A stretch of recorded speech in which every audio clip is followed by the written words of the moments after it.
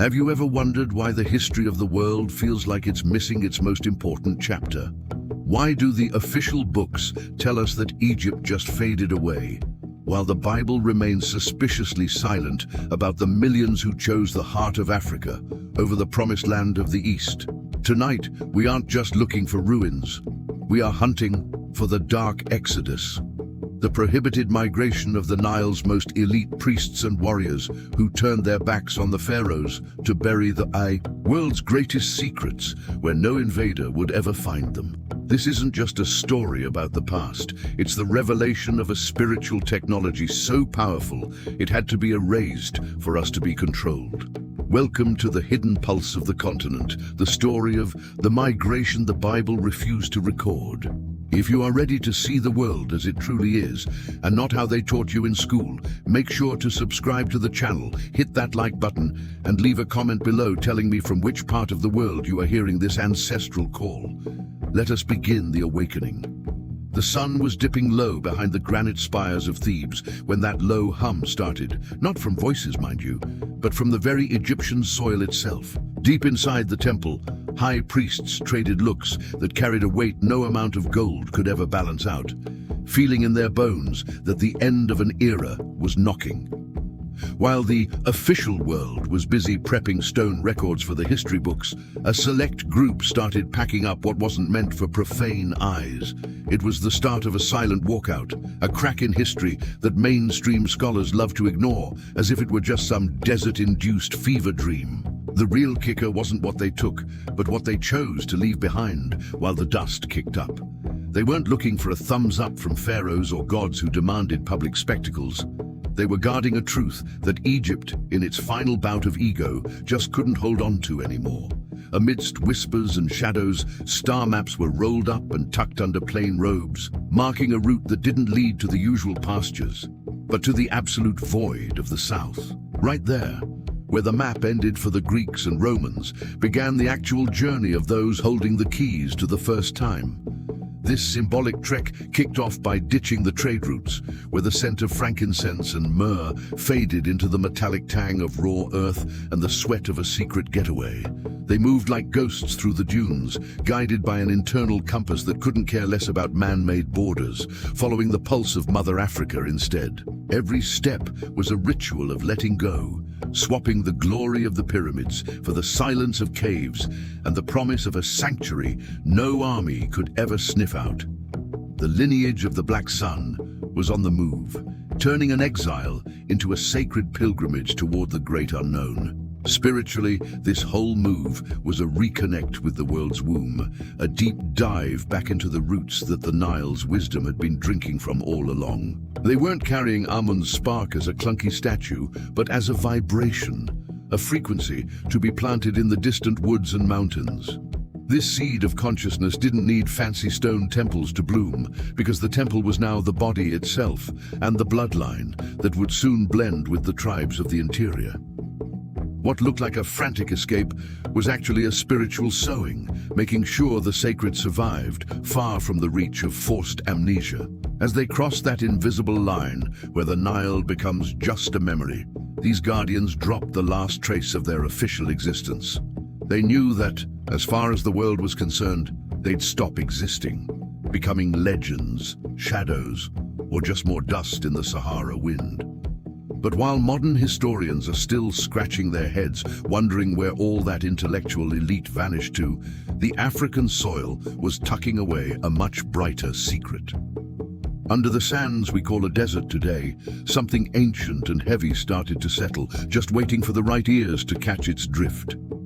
While the rest of the world was busy craning their necks toward the sky, worshipping a sun they could see, these travelers carried a secret that was a bit more grounded, if you catch my drift. They laughed at the idea that the divine was some distant ball of fire in the heavens, knowing full well that the true source was a black sun burning at the core of the world.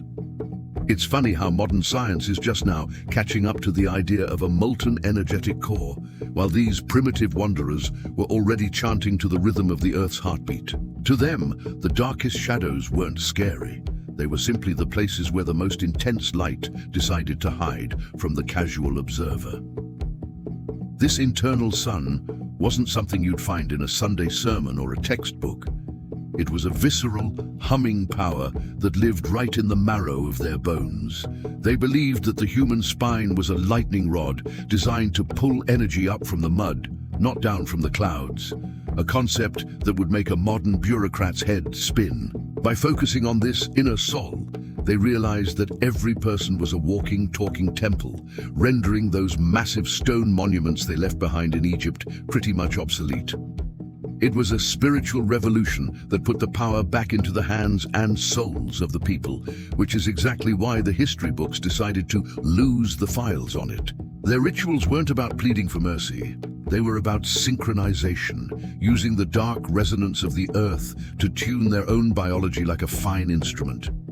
They would sit in pitch-black chambers or under the dense canopy of the southern forests, letting the absence of external light trigger the vision of the sun within. It was a sensory journey where the smell of damp earth became more sacred than any expensive perfume, and the silence of the deep ground spoke louder than 1,000 trumpets. They were becoming the keepers of the dark light, a title that sounds like a contradiction, only if you've never actually sat in the dark long enough to see. This spiritual evolution meant they didn't need a map to find the divine. They carried the GPS in their DNA. This inner light acted as a protective barrier, a sort of energetic no-fly zone that kept their secrets safe from those who only understood the surface of things.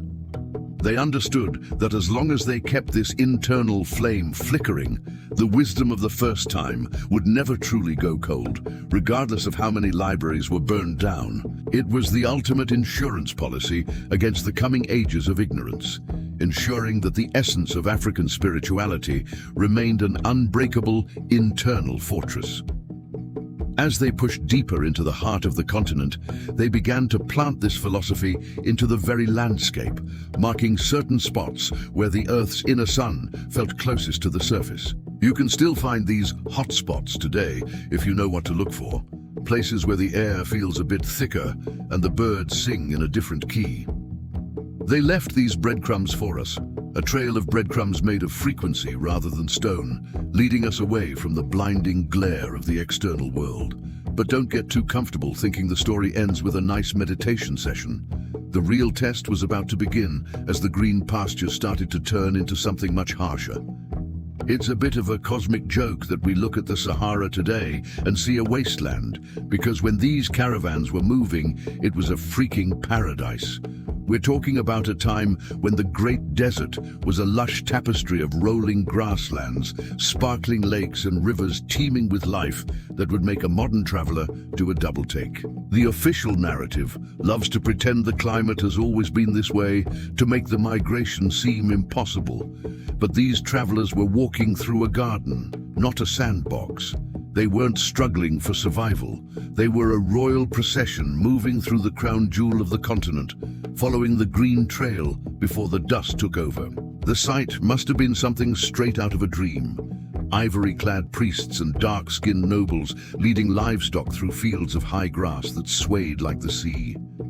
This wasn't a panicked flight of refugees, but a calculated relocation of an entire civilization's brain trust, complete with the rhythmic clatter of chariot wheels on firm, fertile earth. You've got to love how history forgets that the Sahara used to breathe, ignoring the rock art of giraffes and swimmers etched into stones that are now surrounded by nothing but heat haze. It was a golden age on the move, a mobile empire that carried the sophistication of the Nile into the humid heart of the interior. They navigated this emerald sea by reading the migrations of the beasts and the subtle shifts in the wind, treating the landscape like a living, breathing map. The scent of blooming acacias and wet soil filled the air, a sensory overload that confirmed they were heading exactly where the ancestors had whispered they should go. It was a journey of discovery, where every new lake found was a site for a temporary shrine, a way to thank the local spirits for the hospitality of the land. They were weaving their old Egyptian secrets into the fabric of the savannah, creating a hybrid culture that was half sky gods and half earth dwellers. Spiritually, this crossing was a purification rite on a massive scale, a chance to wash off the stagnant energy of the crumbling Egyptian dynasties in the fresh waters of the Central Plateau. Each river crossing was a baptism, a deliberate act of shedding the old pharaonic ego to make room for something more raw and powerful. They weren't just moving their bodies, they were recalibrating their spirits to the frequency of a land that hadn't been tamed by taxes or rigid bureaucracies. They were becoming a people of the horizon, learning that the divine is a lot easier to find when you aren't surrounded by stone walls and golden cages. But nature has a way of closing the door behind you when you've reached your destination, and the green began to fade as the great drying commenced. As the lakes started to shrink and the grass turned to gold, then to dust, the path back to the Nile was being erased by the wind, as if by some divine cosmic eraser. The travelers didn't panic, though. They knew the sand was just a veil being drawn to protect what they had planted in the south from prying eyes. They were safely tucked away in their new home, just as the world's greatest barrier began to rise. But they hadn't come empty-handed. They had the scrolls of the God of Wisdom himself. While the world obsessed over the physical gold of the pharaohs, the real treasure was tucked away in modest-looking boxes that carried a much heavier weight: the mind of a god. These weren't just books in the way we think of them. They were the original blueprints of reality, scribbled down by those who claimed to have learned directly from Thoth, the ibis-headed master of time and space. It's pretty ironic that historians focus so much on the stone walls of the Nile, ignoring the fact that the most dangerous, reality-bending knowledge was actually mobile, rolled up on papyrus and heading straight for the jungle. They knew that stone can be toppled, but a secret carried in a box, and eventually in the mind, is practically invincible. These golden chests were more than just luggage. They were portable power plants, said to hum with a frequency that kept the lions at bay and the water sources pure during the long trek. You can almost see the flickering torchlight reflecting off the embossed metal as the priests checked the seals every night, making sure the words of the Creator hadn't been dampened by the humid air. The contents covered everything from the math behind the stars to the precise vibrations needed to heal a broken spirit or move a mountain. It was the ultimate forbidden library, and it was being moved right under the noses of those who thought they had conquered the world. The journey for these scrolls wasn't just a physical one, it was a race against the decay of memory itself. Every time a scribe unrolled a document to verify a star's position, he wasn't just reading, he was performing a ritual to keep that specific piece of the universe from blinking out of existence. The smell of aged papyrus mixed with the wild, musky scents of the African interior, creating a bridge between the highbrow intellect of the north and the raw, primal power of the south. They were essentially uploading the most sophisticated software ever created into a new, organic hardware that the rest of the world hadn't even discovered yet. Spiritually, these manuscripts served as the umbilical cord connecting the new settlements to the first time, ensuring the lineage didn't lose its way in the vastness of the continent. They taught that writing wasn't just for taxes and laws, but a way to trap the divine essence in a symbol, a concept that would later evolve into the powerful sigils and talking patterns found in West African textiles.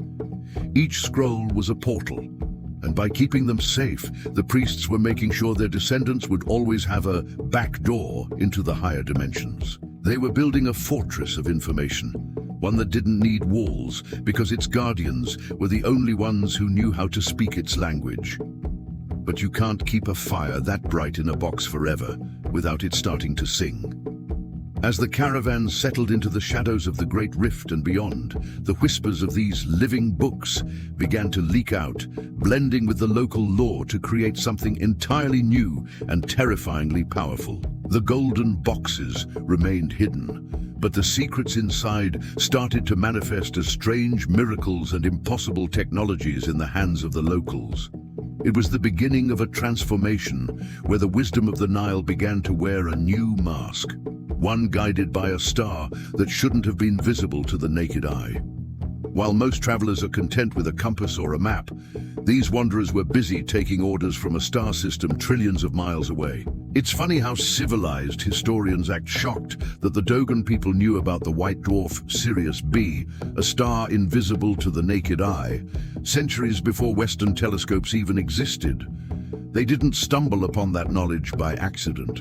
They followed that specific blue-white glint across the continent like a celestial GPS.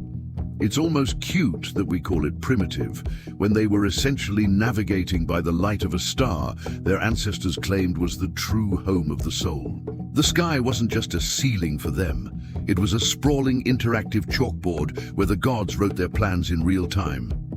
Imagine the high priests standing on a ridge in the middle of a Saharan night, pointing to a dark companion star that shouldn't be visible, while the rest of the world was still figuring out that the Earth wasn't flat. This wasn't just hobbyist stargazing, it was a survival tactic, a way to stay synchronized with the cosmic great year while the world below was falling into chaos. They weren't just moving south, they were moving in alignment with a specific galactic frequency that Egypt had forgotten how to tune into. The rituals involved in this star tracking were less about worship and more about data synchronization, using the rhythm of the stars to time their harvests, their migrations, and their magic. They'd create massive ground-level diagrams, mirrors of the constellations, where they would dance the orbit of Sirius to keep their own biology in sync with the universe. You could smell the ozone in the air during these ceremonies, a static charge that seemed to bridge the gap between the red African Earth and the cold blue light of the Dogon's Digitaria. They were essentially building a human bridge to the stars, one heartbeat at a time. Spiritually, Sirius was the womb of their cosmic identity, the place where they believed the Nomo, the ancestral teachers, had descended from. By following this star, they were performing a long-form ritual of return, making sure that no matter how far they wandered into the bush, they never lost their tether to the infinite. They understood that if you lose your connection to the stars, you become a prisoner of the soil, and they weren't about to let their lineage be grounded by the weight of the world. Every night was a reminder that they were citizens of the cosmos first, and residents of the Earth second. But as they finally reached the cliffs of Bandiagara and the highlands of the interior, the star seemed to lock into place, signaling that the long march was finally over. They had arrived at the anchor point, a place where the veil between the worlds was thin enough to hear the stars singing back to them. But don't think they just sat down to rest and admire the view. They had brought more than just stories and star charts with them. They carried the secret of the star bone, a metal that wasn't just dug out of the ground, but forged in the silence of a mystery that would change the very shape of the continent. It's quite a hoot how mainstream history tries to tell us that ironworking just happened to pop up everywhere at once, but they conveniently skip over the city of Meroe, the Birmingham of Africa. This wasn't just a bunch of guys hitting hot metal, it was a high-tech spiritual operation where the furnace was seen as a womb and the blacksmith was the surgeon of the soul. These weren't just laborers, they were an elite class of techno-mages who knew that to change the shape of iron, you first had to change the vibration of the air around it. They weren't just making spears, they were forging talismans that happened to have a sharp edge. The imagery of Meroe at its peak would have been enough to make a Roman general break into a cold sweat. Massive mountains of slag glowing red against the Nubian sky and smoke rising like prayers to a god of fire. You could hear the rhythmic clack hiss of the bellows from miles away, a mechanical heartbeat that announced the birth of a new age of power. They didn't just dig for ore. They wooed the metal out of the earth with songs and specific frequencies, believing that iron was actually the bone of a falling star.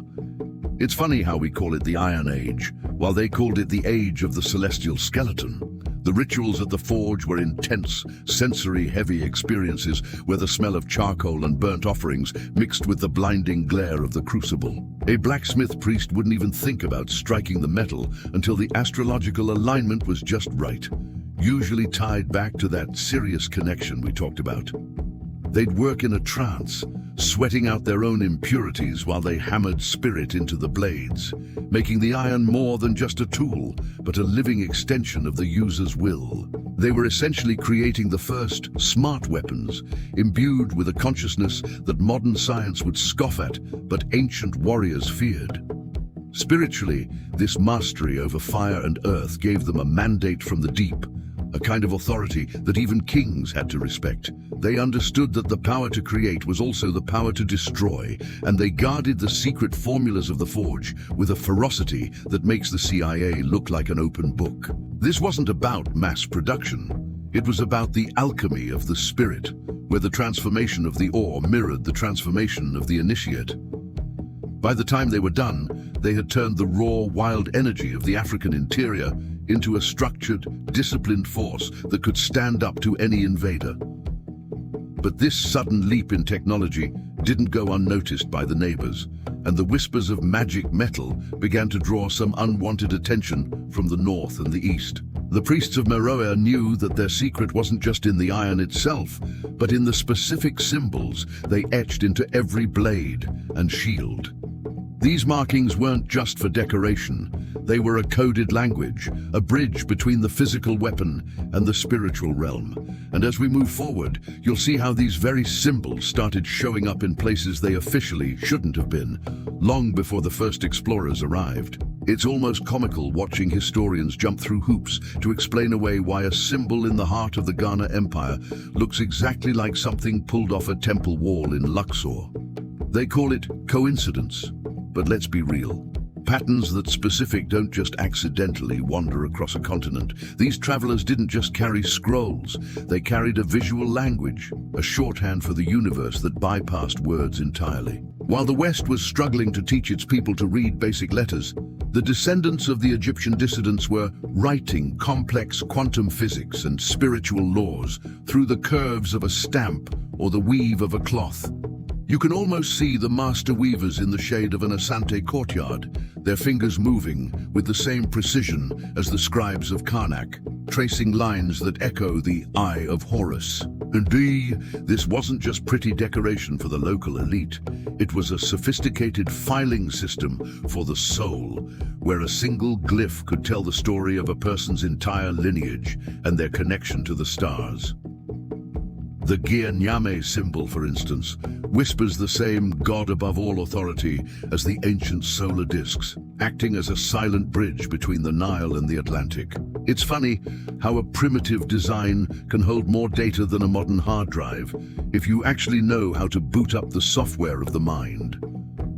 The process of creating these symbols was a sensory-heavy ritual where the dye wasn't just ink, but a concoction of sacred barks and minerals designed to fix the intention into the fabric. The smell of fermented indigo and boiling iron-rich mud filled the air, marking the birth of a new visual scripture that didn't need a church to be holy. Every time someone wore these patterns, they were essentially wrapping themselves in a protective layer of ancient Egyptian mathematics and West African mysticism. They were walking, talking archives of a history that the rest of the world thought had been buried under the Saharan sands centuries ago. Spiritually, these symbols acted as keys to unlock specific states of consciousness, much like the mantras of the East, but focused through the eye. They believed that looking at a correctly drawn Adinkra glyph could trigger a cellular memory of the first time, bypassing the logical brain to speak directly to the DNA. This was the ultimate forbidden technology, a way to keep a people connected to their royal roots, even if their physical records were destroyed or their tongues were silenced. It was a visual insurance policy that ensured the spirit of the Nile would keep whispering through the looms of the forest, no matter how many Bibles or bayonets tried to drown it out. But don't think these symbols were just meant for fabric and wood. They were blueprints for something much larger and more physical. If you look at the layout of certain ancient African cities from the sky, the same patterns begin to emerge on a massive architectural scale. This wasn't just about art. It was about terraforming the spirit of the land itself to match the geometry of the heavens. And as we dig deeper, we'll find that some of these symbols weren't just painted. They were built into the very foundations of a lost ark, that wasn't exactly what the Sunday school stories led you to believe. While Hollywood would have you believe there's just one golden box gathering dust in a secret warehouse, the reality is a lot more spread out and, frankly, much more interesting. The dissidents who left Egypt weren't foolish enough to put all their spiritual eggs in one basket.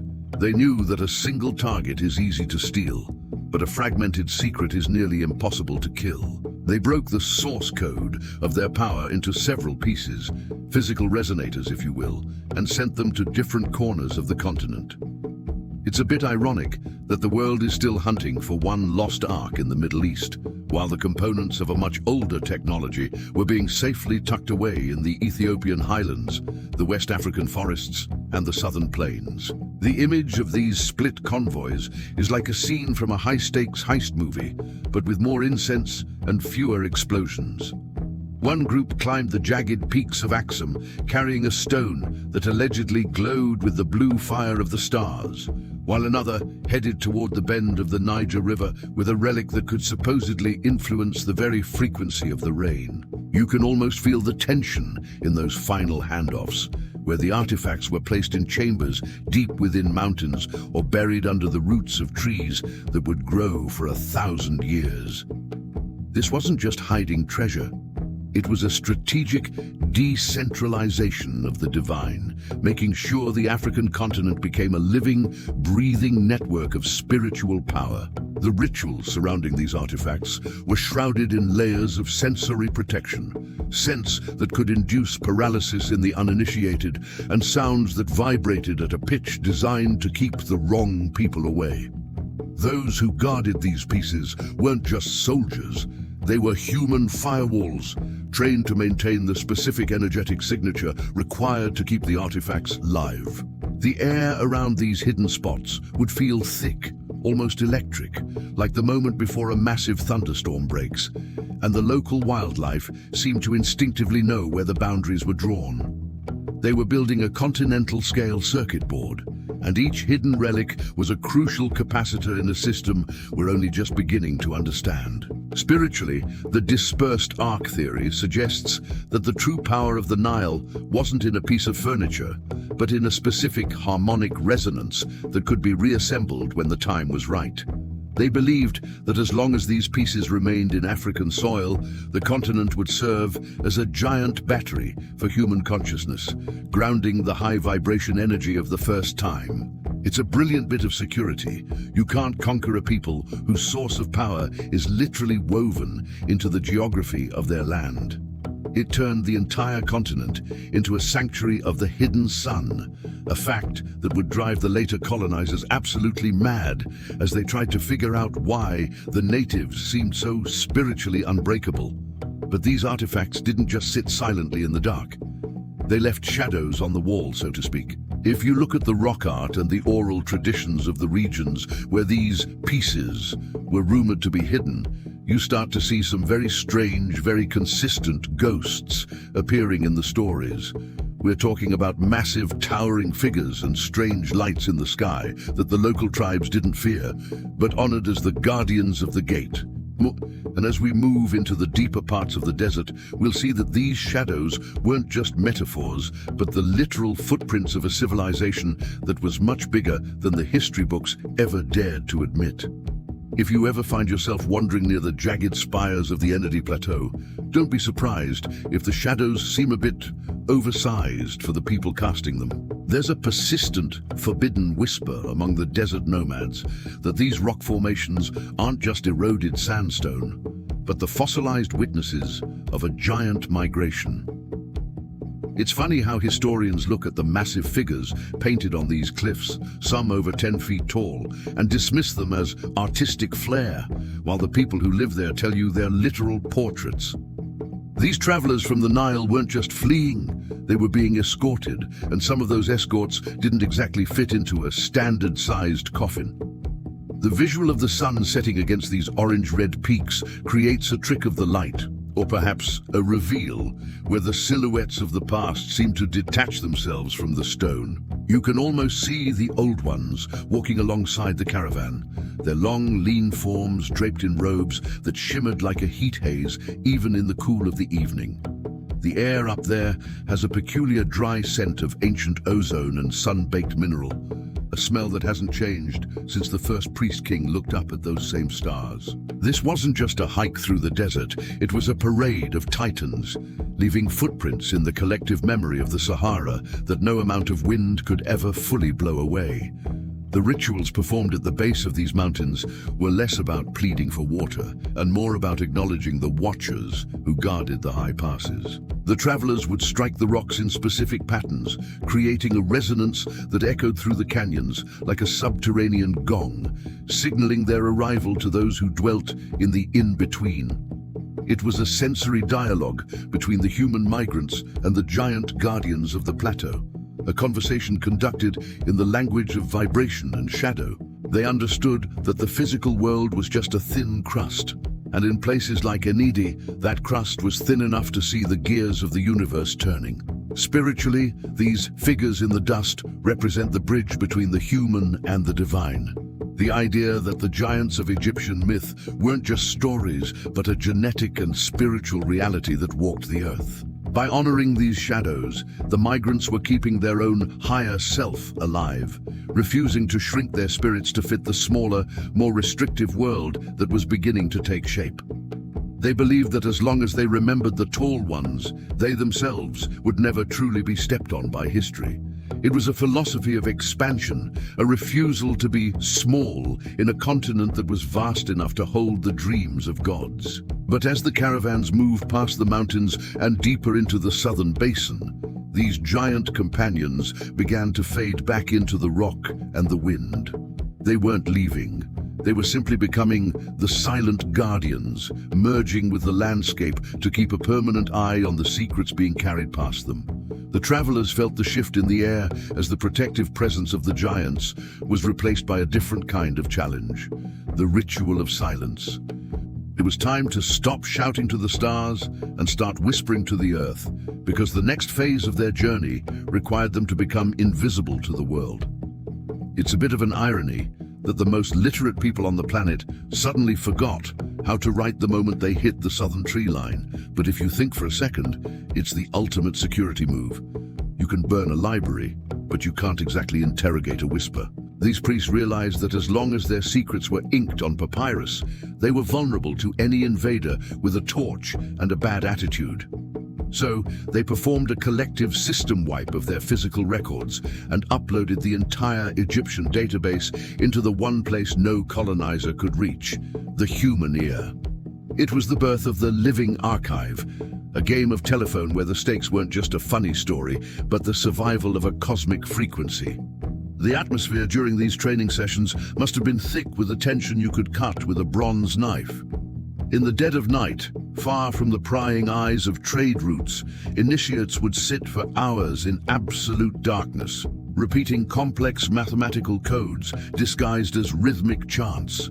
You could smell the damp earth and the heavy scent of night-blooming jasmine as the word was passed from one tongue to another, vibrating through the student's chest like a physical weight.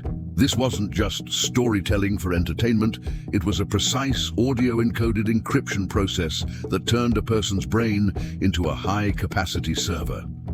The rituals were designed to bypass the conscious mind entirely, using specific drum patterns and harmonic hums to seal the information into the long-term memory. They understood that the human voice is a powerful tool. If you hit the right note, you can trigger a cellular response that makes a person remember things their ancestors saw thousands of years ago. It was a sensory-heavy immersion where the student became the book and the teacher became the ink, creating a bond of silence that was stronger than any stone wall. They were essentially hacking the human nervous system to ensure that their prohibited history wouldn't have a paper trail for the wrong people to follow.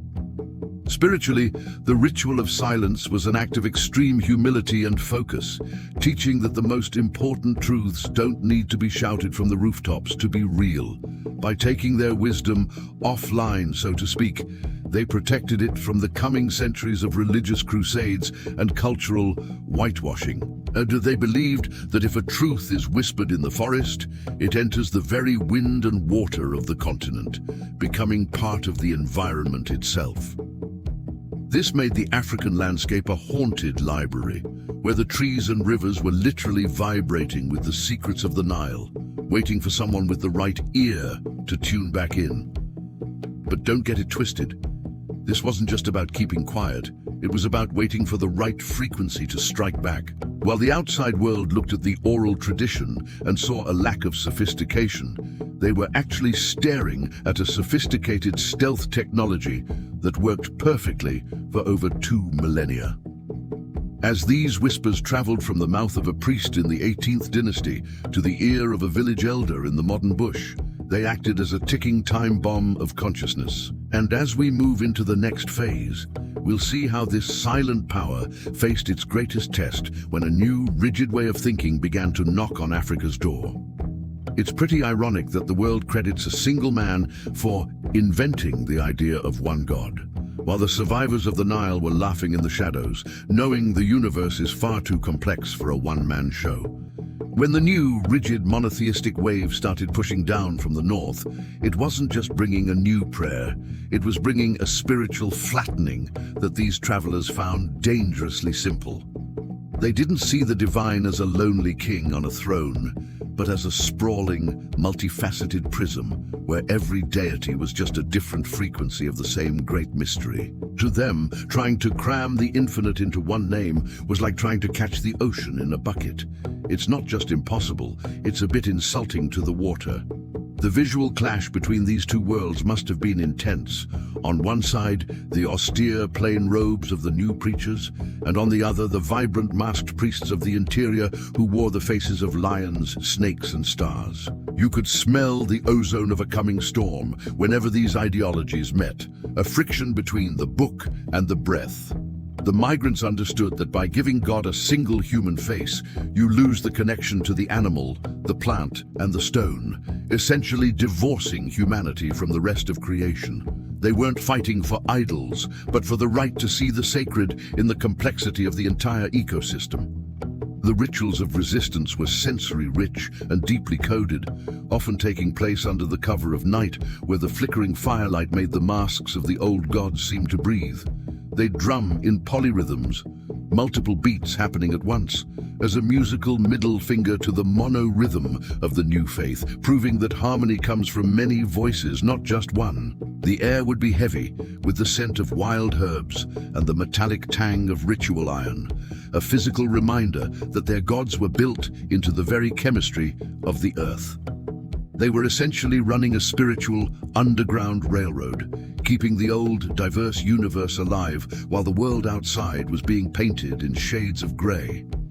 Spiritually, this conflict was about the survival of the many within the one, a concept that modern quantum physics is only just starting to flirt with. They believe that if you strip away the lesser spirits, you lose the intermediaries that actually help humans navigate daily life, leaving you stranded with a god who's too busy or too distant to care about your harvest. By holding on to their pantheons, they were keeping a complex map of the human psyche and the natural world intact, ensuring that no part of the experience was labeled unholy or forbidden. It was a rebellion against the idea that spiritual power required a middleman or a centralized bureaucracy to function. But you can't fight a holy war with just philosophy, and as the pressure from the new empires mounted, the guardians of the Nile's secrets had to make a choice: go loud and die, or go deep and survive. They chose to mask their gods within the new system, hiding the ancient faces of Egypt behind the names of saints and angels in a clever bit of spiritual camouflage. This didn't just save their lives, it turned the new religions into a Trojan horse for the old wisdom, which began to seep into the very foundations of the faiths that tried to replace it. And as we move into the next phase, we'll see how this secret architecture started showing up in the very ground they stood on.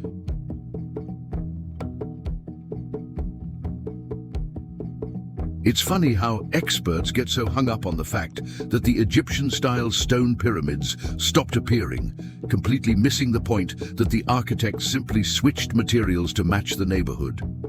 When the Nile elite hit the West African plains, they didn't stop being master builders. They just realized that hauling massive limestone blocks through a rainforest was a bit of a logistical nightmare. Instead, they took the same sacred geometry, the same pi and phi ratios, and baked them into the local clay and timber, creating soil pyramids that were designed to breathe with the land.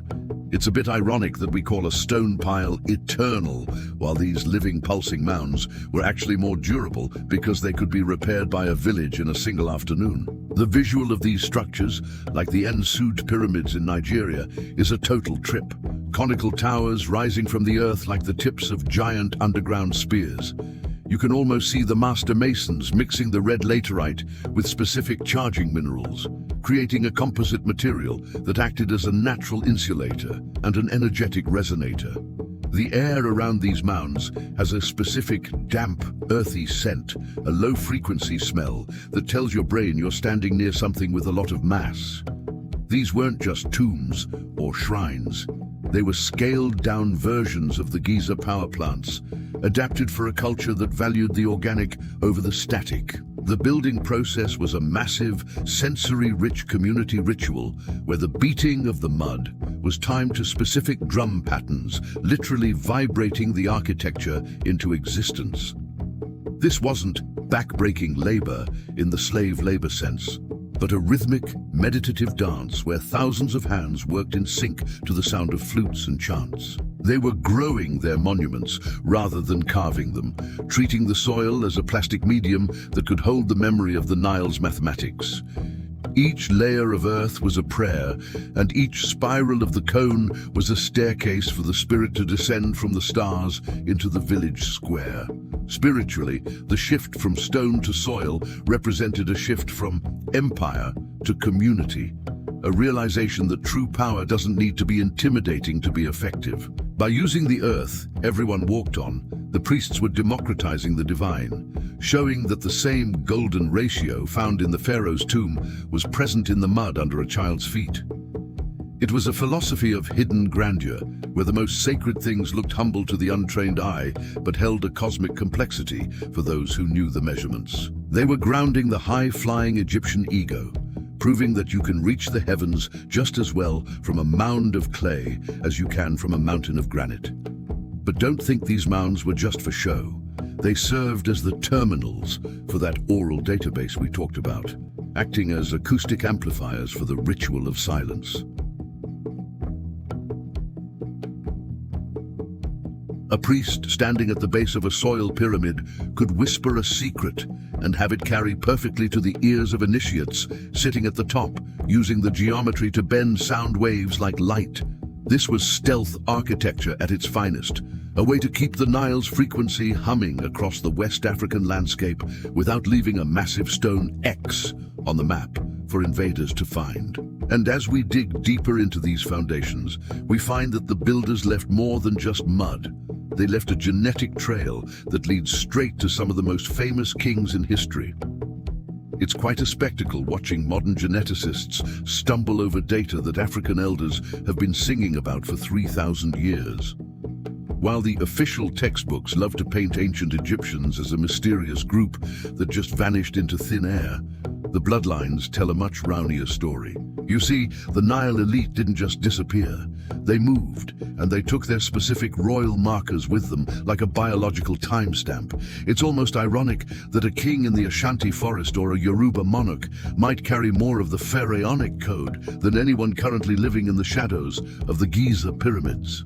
The visual of a royal court in West Africa, the gold weight symbols, the specific tilt of the crown, the way the king's feet must never touch the raw earth, is like a high-definition mirror of a 19th dynasty palace.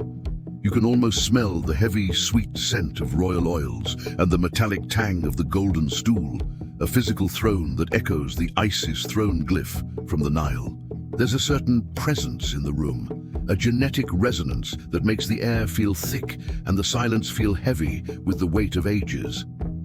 These leaders aren't just chiefs in a tribal sense. They are the living, breathing sequels to a saga that the world thought ended with Cleopatra. The rituals of coronation are sensory-heavy reboots of ancient Egyptian ceremonies involving water from specific rivers and chants that use phonetic sounds that haven't changed in millennia.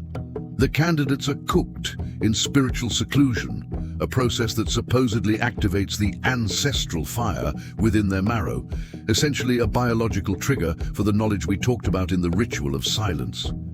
You can hear the low, vibrating hum of the court musicians, playing instruments that are carbon copies of those found in the tombs of Luxor. They aren't just honoring a tradition, they are maintaining a literal physical bridge between the North and the West through the medium of human DNA.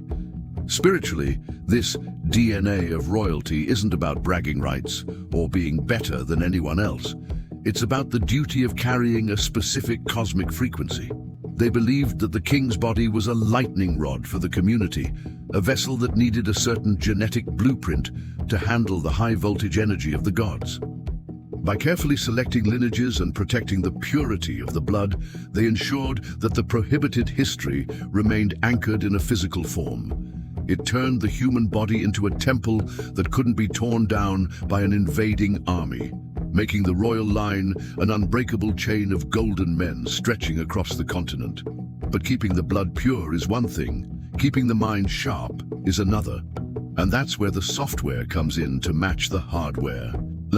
This royal lineage was the primary guardian of a system so advanced, it makes modern binary code look like a child's toy.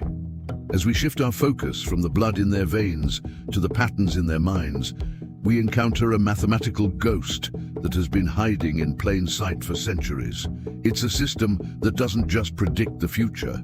It calculates the soul, and it's known to the world today by a name that barely scratches the surface of its Egyptian origins. It's a bit of a slap in the face to modern tech bros that the foundation of our digital age was being crunched on a wooden tray in the African bush long before the first vacuum tube was even a dream.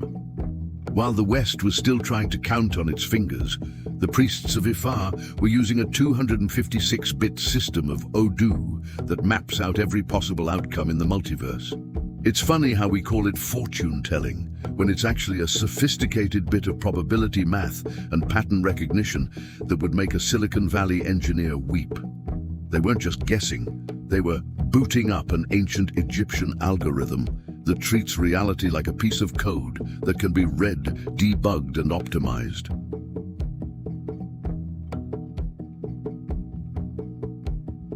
The visual of a divination session is like watching a master programmer at an analog terminal, the rhythmic click-clack of the opal chain, or the sliding of palm nuts across a dust-covered board. You can almost smell the cedar wood and the dry, sweet scent of the Yerosun powder as the priest traces binary patterns, marks of 1 or 2 that represent the on and off switches of the cosmic grid. The air in the room feels charged, like the static before a hard drive spin-up, as the Babalawo calls a specific Odu into the physical space. This isn't just a ritual, it's an interface, a way for the human mind to plug into the great server of ancestral knowledge and download the necessary data for the moment. The process is a sensory immersion into a world of poetic data, where each of the 256 signs is attached to thousands of verses, myths, and medical formulas. You hear the low, melodic chanting of the priest, a sonic key that unlocks a specific sector of the living archive we talked about earlier. This system doesn't just tell you if you'll get the job, it tells you which frequency of your DNA is out of sync with the environment and what patch, sacrifice, or ritual is needed to fix the bug. It's a holistic software suite that covers everything from sociology to subatomic physics, all wrapped in a language of symbols that bypass the need for a physical screen. Spiritually, Ifa is the grand unified theory of the African soul, proving that there is no separation between the math of the stars and the morality of the heart. The practitioners believe that the universe is a giant interlocking web of vibrations, and this system is the manual for how to pull the strings without breaking the instrument.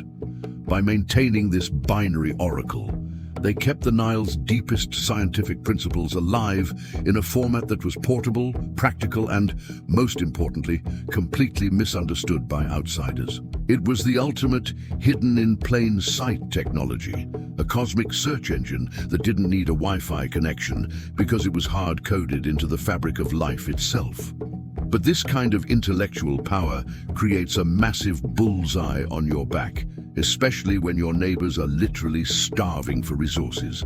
This advanced spiritual software needed a hardware of extreme wealth to support the massive infrastructure of the great African empires. As we move from the patterns in the sand to the glittering reality of the royal courts, we find ourselves staring at a mountain of gold that wasn't just for jewelry. It was the fuel for a civilization that was so rich, it threatened to break the global economy just by taking a walk, a golden age that the world's bankers would rather you forgot. It's almost laughable how modern economists try to calculate the net worth of Mansa Musa as if you could put a price tag on a man who literally broke the gold market of the entire Mediterranean just by going on a shopping spree. While the history books focus on the shiny metal, they never quite ask how these West African empires tapped into a supply of gold that seemed to defy the laws of geology. The official story says they just stumbled upon some nuggets in the river, but the deeper truth whispers about the prohibited mines, sacred sites where the extraction of ore was a high-level alchemical ritual, not a strip mining operation. They weren't just digging for currency, they were harvesting the sweat of the sun, a substance they believed held the literal frequency of divine power. The visual of Musa's caravan crossing the desert is the ultimate flex. Thousands of camels draped in silk, each carrying hundreds of pounds of pure, glowing dust that turned the Sahara into a river of fire. You can almost smell the metallic tang of the gold bricks and the thick, spicy scent of the rare oils used to keep the royal entourage smelling like a garden in the middle of a sandstorm. This wasn't just wealth in the modern, greedy sense. It was a physical manifestation of the spiritual sun they had carried from the Nile.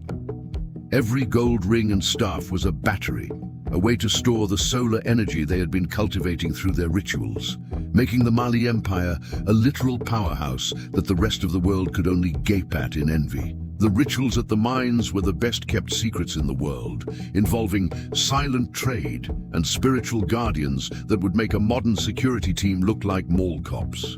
The miners didn't just hack at the walls, they sang to the veins of ore using specific vibrations, that Nile resonance again, to make the earth yield its treasures without dying. You'd hear the low, rhythmic thumping of stone on stone, a percussion that synced with the heartbeat of the earth, ensuring that the gold wasn't stolen, but gifted. This created a supply of metal that was energetically pure, which is why West African gold was the most sought-after substance on the planet for centuries, even if the buyers didn't understand why it felt different in their hands. Spiritually, this mountain of gold was the body of the god, a physical anchor for the high-vibration civilization they were building in the heart of the continent. They believed that by concentrating this solar metal in their cities, they were creating a new Egypt that could resist the encroaching darkness of the outside world's material age. It was a golden shield, both literal and metaphorical, intended to keep the prohibited history safe behind a wall of unimaginable prosperity. They were proving that a civilization aligned with the cosmic laws of the first time didn't need to struggle for resources.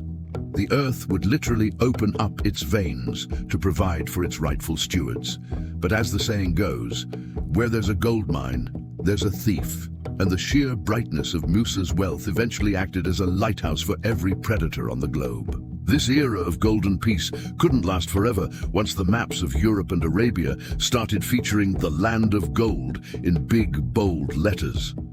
The very metal meant to protect their secrets became the bait that led to the greatest heist in human history, not just of gold, but of identity. And as we move into the darker chapters, we see how the world tried to perform a system reset on a global scale, attempting to turn these golden kings into a footnote of history through the curse of forgetting. It's a masterclass in psychological warfare, how the world managed to convince the heirs of the Nile that they were a people without a past, basically hitting the delete button on a 3,000-year-old operating system. This wasn't just about chains and ships. It was a systematic unnaming, where the royal titles and the cosmic lineages were replaced by the names of the very people who were doing the stealing. It's a bit ironic that the enlightened West spent so much time studying Greek philosophy while they were busy lobotomizing the very culture that had taught the Greeks how to think in the first place. They didn't just take the body, they tried to evict the soul from its own history, hoping that if you tell a lion he's a dog long enough, he'll eventually start barking. The visual of this era is a stark, soul-crushing contrast. The vibrant silks and gold of the Mali courts traded for the grey, salt-crusted wood of the Middle Passage.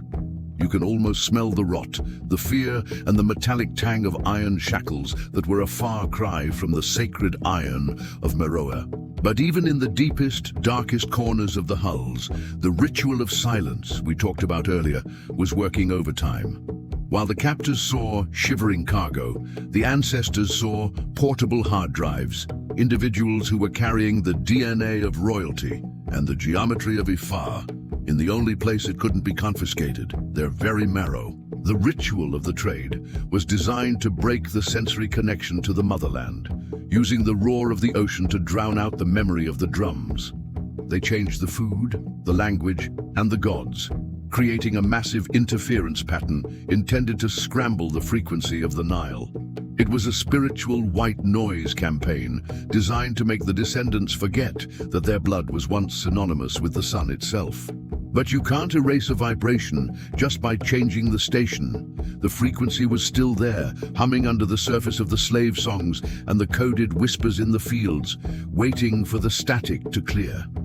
Spiritually, this curse of forgetting was the ultimate test of the Egyptian dissidents' foresight, their bet that the truth was so deeply woven into the human spirit that it could survive even the total destruction of its external shell. They believed that the black sun within could never be truly extinguished, only eclipsed by a temporary shadow of ignorance. This period wasn't a blank space in history, but a compression phase, where the massive wealth of African knowledge was squeezed into a tiny, dense core of survival. It turned the African diaspora into a sleeping giant, carrying a payload of prohibited history that would one day explode back into the world's consciousness. But don't think for a second that the ancestors just sat back and took it. They were playing a much longer game, one that involved a resurrection on a global scale. While the world thought they were just labor, they were actually planting the seeds of the Nile in the soil of the New World, creating a spiritual backup of the continent's secrets. This wasn't an end, but a relocation, and as we move from the chains to the spirits, we find that the gods of the Nile didn't stay behind in the sand. They caught the trade winds and followed their people across the sea, wearing masks that no inquisitor could ever see through. It's a hilarious oversight by the history books to think that you can haul millions of people across an ocean and expect their gods to just sit on the beach and wave goodbye. While the owners were busy counting heads and calculating profit, they had no idea they were smuggling the entire Egyptian Kushite pantheon into the heart of the New World. Those gods didn't need a first-class ticket. They traveled in the rhythm of a heartbeat and the specific tilt of a chin, hitching a ride in the very DNA of the cargo. It's the ultimate irony. The very ships meant to strip Africa of its power ended up acting as the delivery system for a spiritual virus that would eventually infect and transform the entire Western Hemisphere. The visual of this spiritual stowaway mission is like something out of a dark, cosmic epic, shadows moving beneath the waves, pacing the hulls of the ships like guardian sharks made of pure consciousness. You can almost smell the thick, salty air of the Atlantic mixing with the ghostly scent of Nile lilies and palm wine, a sensory bridge connecting the slave ports to the hidden temples of the interior. When the captives landed, they didn't just bring labor, they brought Orisha, Loa, and Nkisi, the same high-vibration frequencies that had once built the pyramids. They were essentially setting up remote servers of African power in the sugar fields of the Caribbean and the tobacco farms of the South. The rituals of this resurrection were masterpieces of urban camouflage, where the ancient secrets were hidden behind the plastic statues of Catholic saints. You'd hear the drum, that forbidden talking drum, beating out the same binary codes of Ifa. But now the listeners were wearing the clothes of the oppressed, while their souls were dressed in the regalia of the pharaohs. The air in the slave quarters would grow heavy and electric during these secret night sessions, a low-frequency hum that signaled the return of the kings in the bodies of the workers. They were hacking the new world's religious software, injecting the ancient Egyptian Mayat balance into a system that was built on chaos and greed. Spiritually, this era proved that the Dark Exodus wasn't just a move across a continent, but a move across the very fabric of reality. They believed that as long as one person remembered the first time, the entire civilization remained live, tucked away in a mental folder that no overseer could ever delete. This was the great work of the diaspora, to keep the African sun burning in a land of frost and shadow, ensuring that the lineage didn't just survive, but secretly governed the spiritual climate of their new home. It turned every Shango dance and every voodoo chant into a high-stakes political act of reclaiming a stolen throne. But don't think for a second that the ancestors were only living in the clouds and the songs. They left physical clues in the earth of the Americas that look suspiciously like the ones they left in the Sahara. As we look closer at the archaeological anomalies scattered across the New World, the connection to the Nile becomes impossible to ignore for anyone with eyes to see. We're talking about prohibited archaeology, sunken ruins and buried artifacts that suggest the Exodus didn't just stop at the coast, but reached out to touch the very foundations of the New World long before it was discovered. It's quite a spectacle to watch authorized archaeologists sweat when they stumble upon stone structures at the bottom of Lake Chad that shouldn't exist according to their precious little timelines. While the world is told that sub-Saharan Africa was just huts and hunters, the silt is busy hiding massive megalithic foundations that mirror the precision of the Giza Plateau. It's funny how a site gets flooded or restricted for security the moment it starts showing signs of a civilization that was doing advanced geometry while Europe was still figuring out the wheel.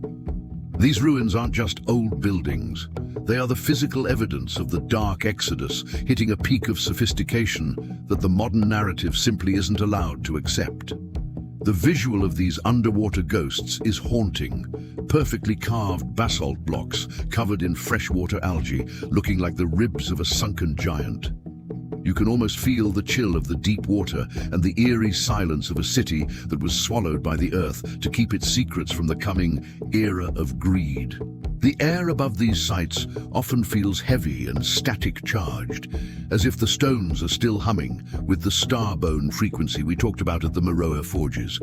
This is the Atlantis of the interior, a sprawling network of urban centers that proves the Nile dissidents didn't just survive in the bush. They built a mirror image of the north that was even more technologically refined. The rituals of discovery here aren't done with shovels, but with local elders who point to the water and tell stories that sound like high-level physics. They talk about palaces of light that were built on the intersections of ley lines, the Earth's natural circuitry, to act as a massive battery for the continent's collective consciousness. You can hear the low, rhythmic lapping of the waves, a sound that the locals say is the breathing of the city below, waiting for the water to recede when the world is finally ready to hear the truth. It's a sensory-heavy reminder that history is often just a thin layer of dust on top of a much deeper, much more prohibited reality. Spiritually, these submerged ruins represent the subconscious of Africa, the vast store of knowledge that was pushed below the surface to protect it from the curse of forgetting. They believed that the earth itself was a living archive, and if a city became too dangerous to hold, it was better to let the spirits of the water guard it than to let it fall into the hands of the profane. This prohibited archaeology is a promise, a physical guarantee that the legacy of the Nile isn't just a story, but a tangible stone and mortar truth waiting for its resurrection. It turns the entire African geography into a treasure map where the X isn't gold, but a revelation that could collapse the current world order. But don't get too caught up in the stones at the bottom of a lake. The real monument isn't made of rock, but of the people who still walk the land above it. While the world hunts for ruins, it misses the empire of the spirit that has been operating in plain sight for centuries, connecting every corner of the continent with an invisible thread of consciousness. This isn't just about the past. It's about a living, breathing network that is just now beginning to wake up and recognize itself. And as we move toward the final revelation, we'll see how this invisible empire is preparing to reclaim its seat at the head of the human table. It's quite the joke that modern cartographers think they can divide a continent with some ink and a ruler, completely missing the invisible nervous system that links a village in Senegal to a mountain in Lesotho.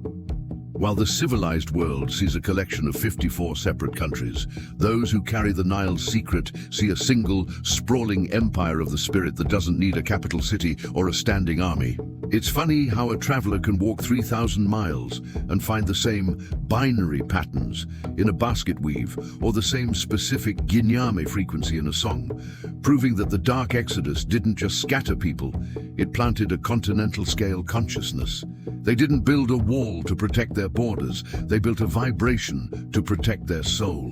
The visual of this invisible empire isn't found in monuments, but in the way the air seems to tumble at the borders. A seamless transition of symbols and sounds that defy the artificial lines on a map. You can almost smell the smoke from 1,000 different hearths, yet the flavor of the spiritual fire is identical, a mix of sandalwood, red earth, and the metallic tang of ancestral iron. From the sky, if you had the right eyes, you'd see a glowing grid of ley lines connecting the soil pyramids of the west to the stone towers of the south, all pulsing in sync with the star Sirius. This isn't a geographical region. It's a living, breathing machine of memory, a network of human servers that have been keeping the Egyptian software running for millennia. The rituals of this spiritual empire are the common threads of everyday life, the way a mother greets the sun, the specific rhythm of a funeral march, or the silent handshake of the blacksmiths. You hear the same melodic structures in the Kora of the Sahel and the Mbira of the Zambezi, a sonic fingerprint that proves they are all reading from the same prohibited history book. It's a sensory-heavy immersion into a reality where you are never a stranger, because the spiritual Wi-Fi of the ancestors auto-connects the moment you step onto the soil. They were essentially the first to build a truly globalized society, but their internet was made of blood, frequency, and the shared dream of the first time. Spiritually, this empire of the spirit is the ultimate safeguard against the curse of forgetting, a decentralized backup system that makes the civilization impossible to decapitate. They believed that as long as the spirit was flowing through the continent like a subterranean river, the physical structures didn't matter. You can't kill an idea that has been baked into the very chemistry of the land. This is the secret reason why Africa remains the cradle, not just of humanity, but of the very concept of the divine, acting as a spiritual anchor for a planet that is increasingly drifting into the void. It's an empire that doesn't demand taxes, only recognition. It doesn't want your land, it wants your inner soul to wake up and smell the history. But this isn't just a nostalgic look at what was. It's a countdown to what is about to happen as the cycle of time completes its turn. While the world's current superpowers are busy fighting over oil and bits of paper, the Empire of the Spirit is preparing for a system update that will bring the Nile's ancient secrets into the digital age. As we reach the end of our journey, we see the final revelation, that the Dark Exodus wasn't a retreat into the past, but a strategic move toward the future. The sleeping giant isn't just waking up, it's already holding the keys to the next stage of human evolution. It's the ultimate cosmic turnaround, that the very tools designed to keep us distracted, the screens, the code, and the global web, are becoming the portals through which the Nile's prohibited history is finally leaking back into the light. While the old guard was busy guarding stone ruins, a new generation of digital nomads is using algorithms to decode the geometry of Ifa and AI to reconstruct the faces of the giant guardians from the Enedi dust. It's funny how the official gatekeepers of history are losing their grip, as a teenager with a smartphone in Lagos can now access the same star maps that once guided the Dark Exodus. They aren't just looking at the past, they are re-skinning it for a future where the ancient and the digital are finally merging into one. The visual of this awakening is a high-tech blend of neon and ochre. Young creators in tech hubs using VR headsets to walk through the submerged palaces of Lake Chad, their skin glowing in the light of the inner soul reflected on their monitors. You can almost smell the ozone of a high-end data center mixing with the faint lingering scent of the red earth carried on their sneakers. They are the new blacksmith priests, but instead of iron, they are forging smart contracts and decentralized networks that mirror the empire of the spirit. This is the software update we've been waiting for, where the ritual of silence finally finds its volume button and starts broadcasting to the entire world. The rituals have shifted from the village square to the global feed, where a single viral thread can reconnect a descendant in Brazil to their royal DNA in Ghana in a matter of seconds. You hear the rhythmic click of keyboards and the whoosh of data transfers, sounds that carry the same binary heartbeat as the ancient divination trays. The sensory experience is one of a mental homecoming, a sudden electric realization that the prohibited history isn't a dead myth, but a living, breathing operating system. They are uploading the ancestors into the cloud, ensuring that the legacy of the Nile is backed up in 1 million different locations, making it truly invincible for the first time in history. Spiritually, this modern awakening is the moment the eclipse ends and the black sun within the African diaspora finally clears the horizon. They believe that the digital age is just a physical manifestation of the interconnectedness that the priests of Egypt were practicing thousands of years ago. By reclaiming their story through technology, they are performing the final act of the resurrection, proving that you can't keep a cosmic frequency down forever. It's a revolution of the mind, where the slave narrative is being deleted and replaced by the architect file, turning every creative act into a sacred prayer for the restoration of balance. But don't think this is the end of the story. It's just the moment the credits stop rolling and the real action begins.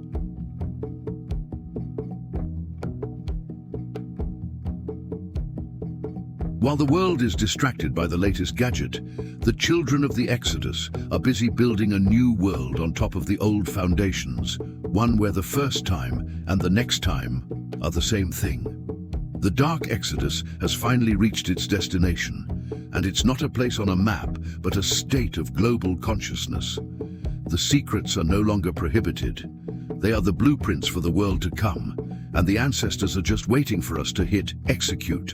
As the final embers of this revelation flicker, remember that the sand of the Sahara doesn't just bury bones, it guards a heartbeat. The Dark Exodus was never a retreat, but a strategic planting of a divine seed that has survived every chain, every fire, and every attempt to rewrite the human soul. The Bible may have closed its chapters on the Nile, and the historians may have looked the other way. But the ancestors knew that a secret kept in the marrow of a people is safer than one carved in stone. The story of the Great Migration doesn't end here.